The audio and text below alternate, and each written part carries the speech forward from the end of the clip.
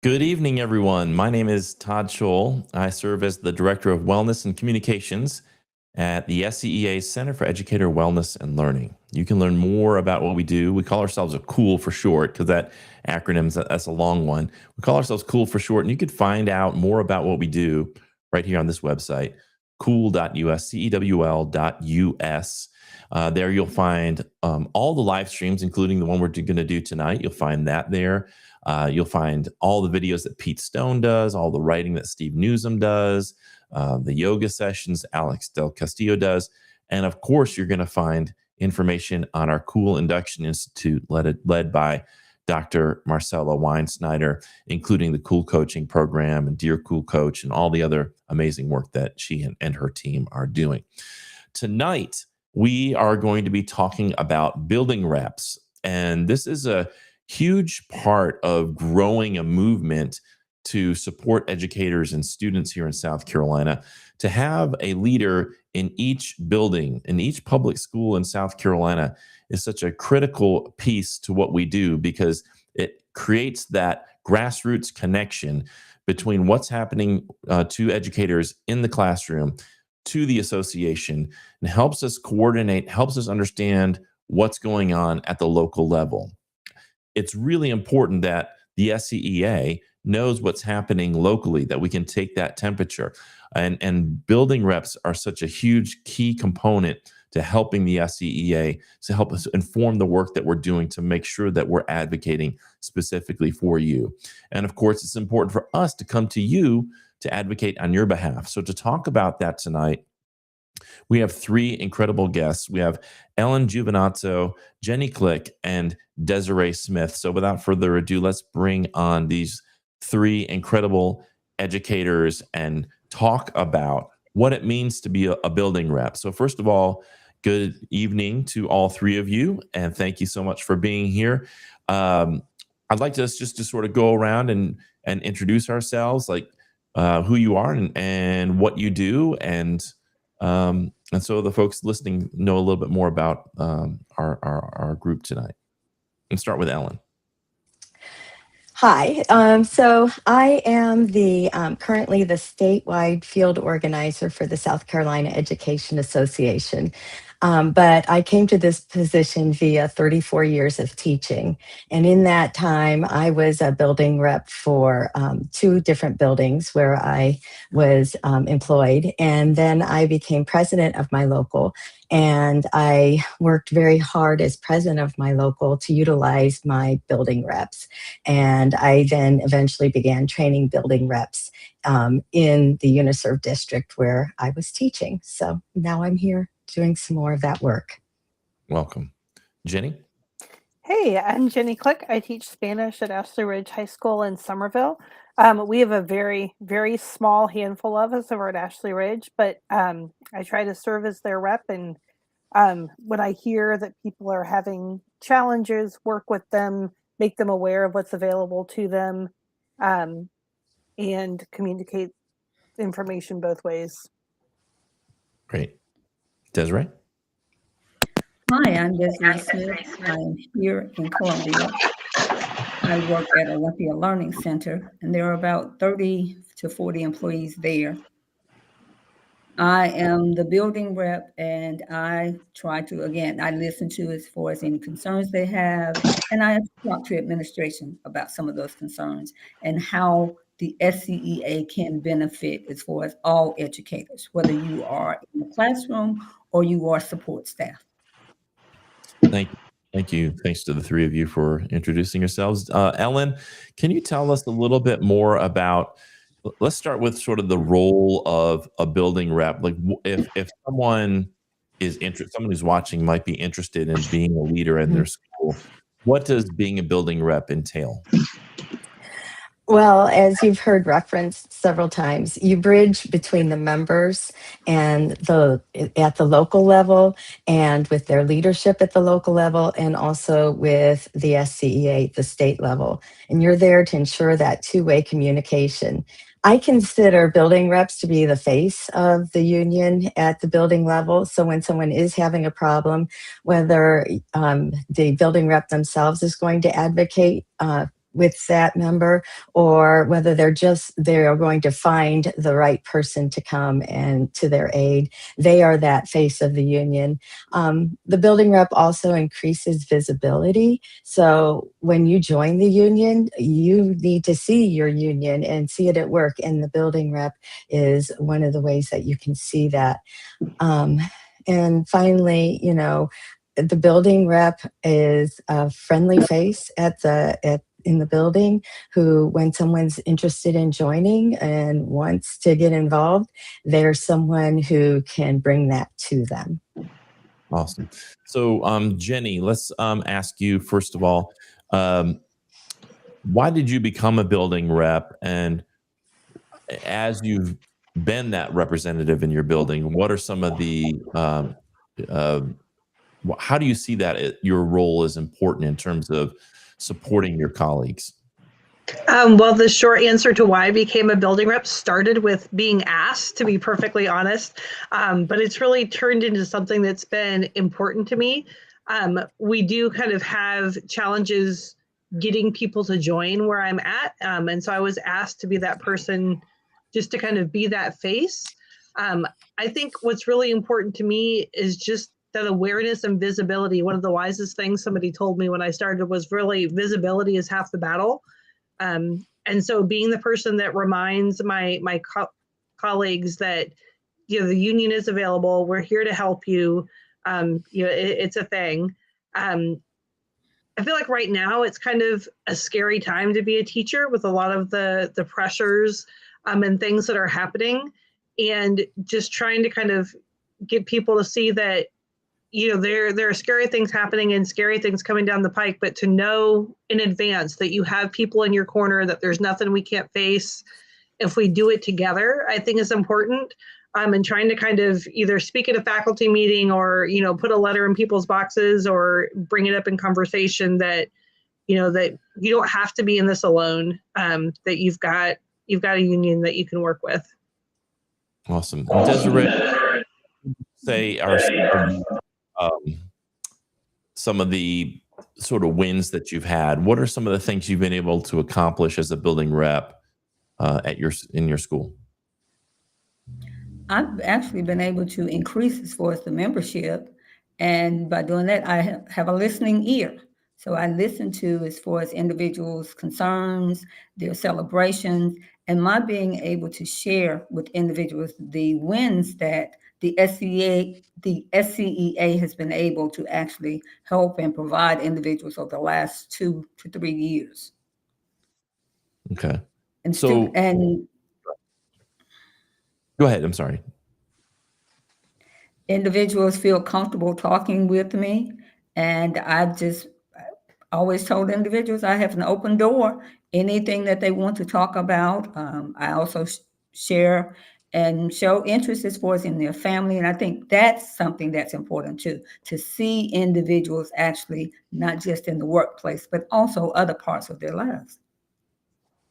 So, this and any of you can answer this question. It is, as Jenny mentioned, it is a scary time to be a teacher, and then to be the one in your building that sort of stands up and has to speak out on behalf of other teachers. What are some of the ways that you would like, for anybody who's thinking that way, but they'd like to step into this leadership role, but they're a little bit scared to do that? Can you help provide some encouragement for those people? Well, first of all, the SCEA is always here for you. You have your UniServe director, you have trainings, and you always have someone to turn to. And that's part of being in a union. You're not alone either. And we provide training, and you just need to reach out the moment you need some assurance, and Alana or Brandy or Melody or I will be there for you. And Jenny or Desiree, do you have any words of encouragement for folks who are maybe a little bit scared of being the one to sort of stand up in their building? I think one thing for me Another that's made it resource. a lot. Oh, sorry.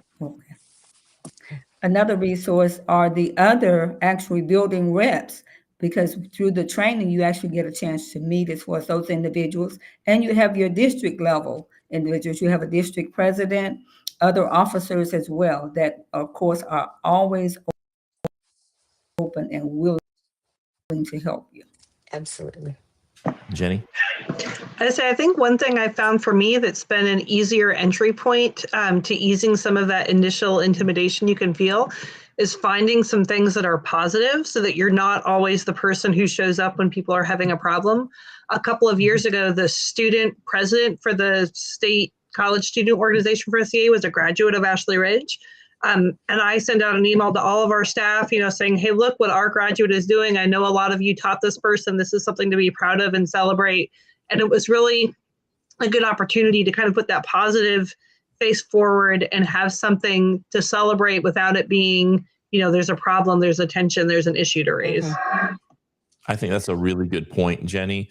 And that is one thing that I think I've seen happen sometimes is sometimes the administration starts to see you as this person who's going to just come in and complain. But if you are balancing that out by saying, listen, I'm really here to actually support you as an administrator, to help you be aware of what folks are, how they're feeling and what they're saying. And maybe they're a little bit scared to bring that up with you. I'm actually I'm here to help you, but it's sort of balancing out that, that desire to be a team member, but also a person who's a strong advocate and willing to stand up to power to ensure that they are aware of the issues that are being raised by your colleagues. And Todd, it's really important to focus on relationships. So building that relationship with your administration, meeting with them on a monthly basis just to check in and say, hey, remember I'm your building rep from the SCEA, and, checking in on positives as well as negatives. And also you're having those one-on-one conversations with your colleagues so that those conversations are positive and you can hear from them, other than when there are problems. Yeah. And I think this idea of, I think in South Carolina, one thing we don't do enough is really get together. Usually when we're getting together, it's at a faculty meeting. And one of the things that I think a building rep can really help with is getting people together outside of a faculty meeting to actually discuss, to hear what's going on, and to then be a voice for the concerns that are brought to them and the celebrations that are brought to them. So to voice all of that to power. Yeah, we recommend a 10-minute meeting a month, and it's just 10 minutes a month with your other members in the building, and one topic, and boom, so that you can touch base. I know. Building reps also will sometimes have one-on-one meetings with people in the building, and also will sort of make sure that the people in the building are aware that the union exists through like bulletin boards or updates and that kind of thing. So Jenny and Desiree, what are some strategies you use to make sure people are aware that the SCEA exists? I know, Desiree, you mentioned that you're out there recruiting members. What are some other strategies that you've used that have helped sort of organize the people in your building? Strategy I use is I celebrate as far as the members, especially Teacher Appreciation Week and all that. I create just little mementos, a lot using as far as a Cricut as far as crafts. So I did each member's name, their personal name for them on just a small little kind of like a luggage tag, but it has their personal name. And I use different colors. So that kind of gave them that special feeling, that connection, that someone was actually recognizing them for the hard work that they do. During other celebrations, I give as for small little gifts again as well. Just something to say, I appreciate you, we appreciate you, and thank you for being a member of the union. Amazing. Jenny? At my school, I try to do a lot of passing on events that are happening through SCEA and making sure that teachers are aware that they're happening, that they can help, and that also I can be a point of contact for them. So when we're scheduling like a listening session or a podcast or event, or something's come up, I make sure that goes out to my staff and I say, hey, it's me again. I'm your friendly neighborhood building rep. Here are some things that could be of use to you. And, I'm also happy to talk to you about membership. I found it to be helpful for me and kind of make those connections that this is a union, it helps teachers, and I'm the person you can talk to. I think sometimes people feel like, especially if they're earlier in their career, or maybe they're kind of new to leadership, they think, well, I'm going to be the building rep. Like, there's teachers here that have been here 10 years longer than I have. Can you talk a little bit about sort of what is it required to be a building rep, and why I think more people need to see the potential in themselves to lead? Can you all talk about that? I had to chuckle with what you said because I feel like you had gone back in time and scripted everything that I said and thought when I first got asked to do it. I think one of the things that I've really had to learn in this role, and just with everything that I've done with SCA, is not to let the perfect be the enemy of the good. Like I said, we kind of struggle with not having as many people as we would like. I know we can all relate to struggling with, I have young children at home and I'm teaching full time. And so, you can kind of listen to all the things of ideally, this is what we'd like to see. But there's also value in, okay, I might not be able to do all of those things, but what can I do to provide some visibility, to check in with colleagues in my building, to let them know about some events that are coming up, to see if anybody needs some support or what the common issues are, and just remind people one more time that we're here.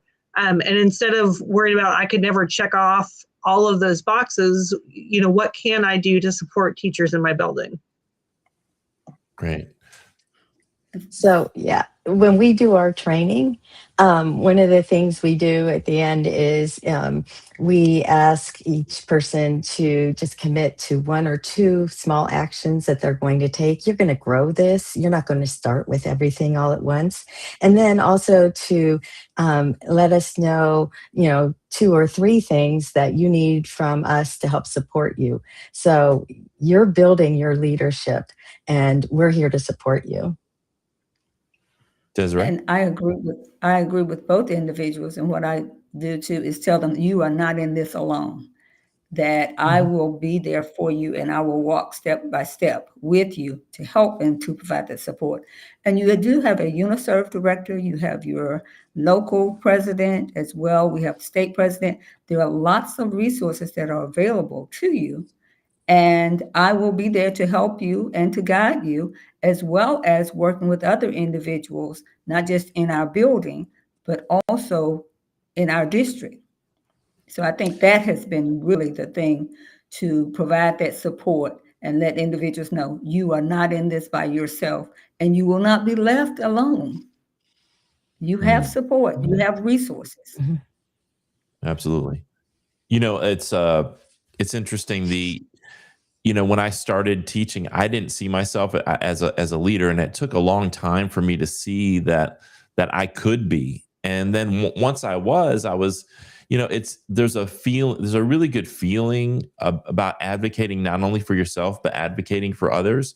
I think sometimes in South Carolina in particular, when we think of teacher advocacy, we think, well, some organization's going to figure that out for me in Columbia. And what I think we're realizing is that that's not enough, that yes, we need folks at the State House advocating there for policy and the right kind of budgets.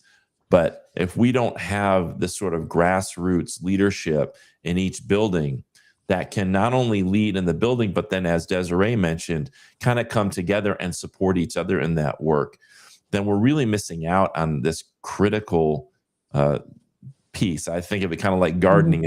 You can plant all the right crops, but if you don't take care of the soil and you're not, weeding and taking care of the insects and the pests and things like that, you're not going to have a great garden.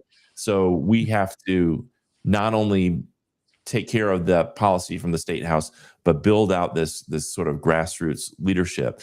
Can the two who are Desiree and Jenny, can you talk a little bit about how your work with other building reps has supported you in your work? You want to shout Part of out what I've anybody? done is there are some of the activities that other building reps are doing. I've tried some of those things as far as in my building, but you have to also know your building and your people. So I don't try everything that they do. I may change it up a little bit to fit as far as my building.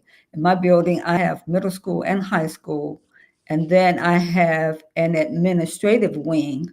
So I sometimes do a little different twist with the administrative wing because they don't have that day-to-day contact with students. So that helps as well as a lot. I get a lot of ideas. I will tell individuals, I'm stealing that idea. I might use all of it. I might use part of it. Right. Jenny, have you had support from other building reps? Absolutely. We all know that good teachers borrow, but great teachers steal. That's rule number one.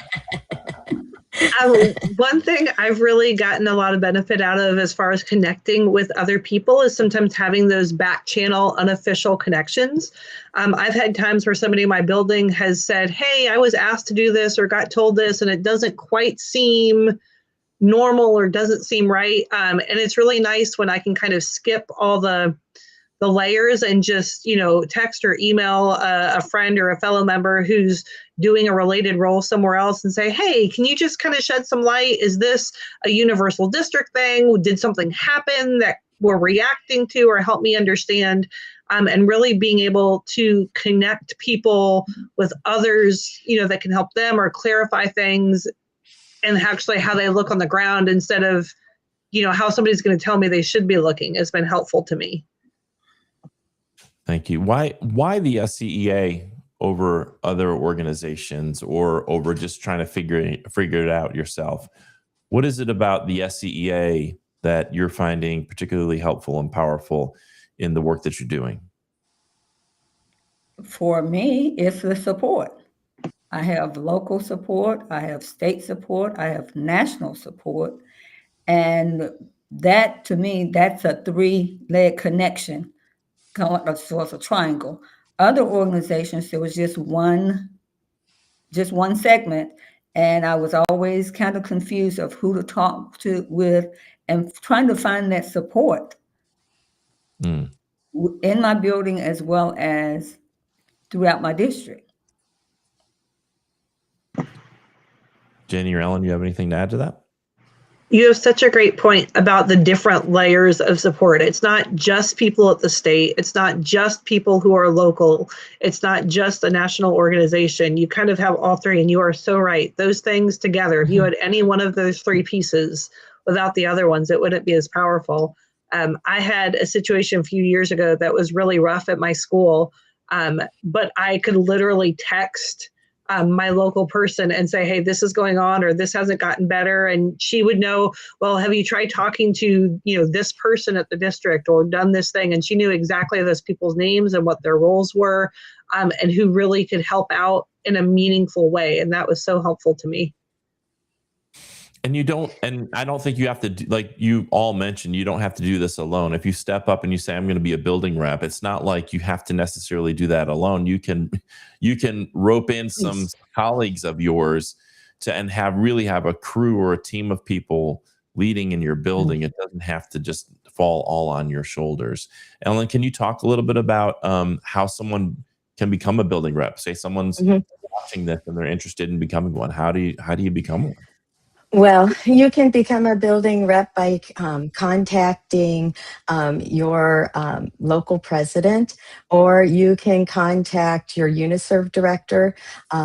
Their names and contact information can be found on our website, as well as you can contact me. And then we'll get the ball rolling. We'll make sure that your president is aware of your interests, and we'll make sure that you can get training as soon as it's available.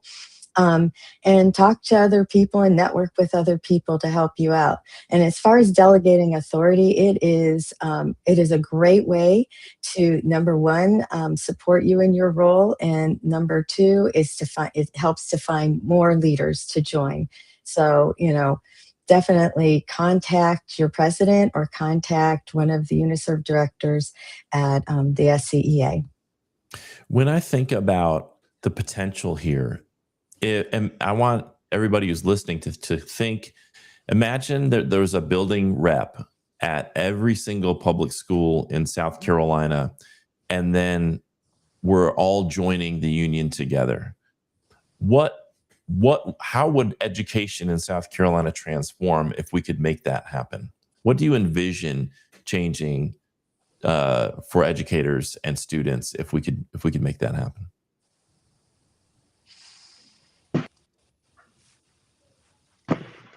I think a dynamic I would love to see change in that situation is where educators would become something everybody at all levels of power know you have to consider beforehand, instead of the, accidental, now a couple of people are whining afterwards. If we really had that kind of organization and that kind of power, nobody who made any decisions about education, from the people in the state legislature to your district office, they wouldn't do things without checking in and seeking input first, if that makes any sense. Right. Or it wouldn't be some sort of performative, we'll have a few teachers come in and listen to you. It would be actually something with teeth to it. Like they would, Yes. They would have Not that we've already made the decision, but we're going to go through the song and dance of these input sessions. Which I remember, and I won't say where this was, but I remember being asked to give advice on the new dress code policy, and we worked with a group of teachers, and we spent all this time studying it and sharing it and polling people in our building, and we gave it, and it was not what they wanted to hear, and they went ahead with the policy anyway. But I think you're right. I think if we did have a building rep and everybody was a member of the SCEA, and we could get that kind of solidarity from building to building, district to district, and across the state, all of a sudden you have power that you haven't had before. And I think South Carolina teachers, unfortunately, are used to feeling disempowered and just take that as the default state, that's the way it has been, the way it is, and the way it's always going to be. And yet we know that if we can just build these structures and get people to join together and work together in solidarity, that I think you're exactly right, Jenny. I don't think that they can ignore that any longer, and they can't play that game of, oh yeah, we heard you, but we're doing this anyway. Desiree or Ellen, do you have any thoughts on that?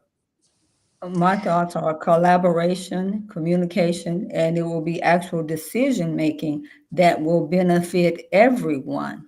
And that's educators, students, parents, the community, and it will actually increase as far as our level of education and really get our students involved and ready for either the world of work or for college. Ellen? Well, I also think that if we could make clear what the work conditions are in education, because to let the legislature from everyone, it would be very powerful, because our work conditions are our students' learning conditions. And when we're looking at the achievement of our students, so much is being affected by what's not being addressed. And teachers and educators in those buildings know what needs to be addressed. Absolutely. So, folks who are watching, you're not a building rep, and your school doesn't have a building rep. You're the one. You need to call us up, contact your UNISERV director.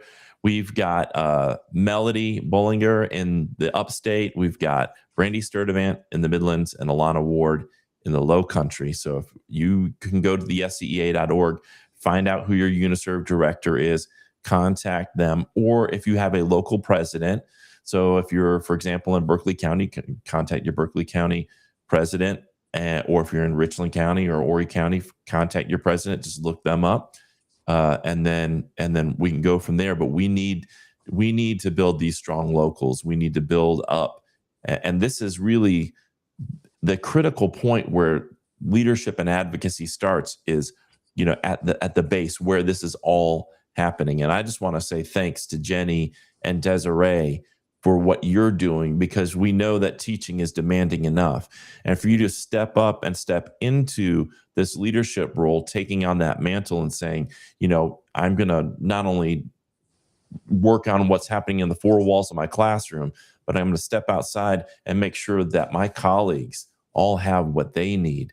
Because ultimately, that's, if I get them what they need, then just as Ellen said, then our students are going to get what they need.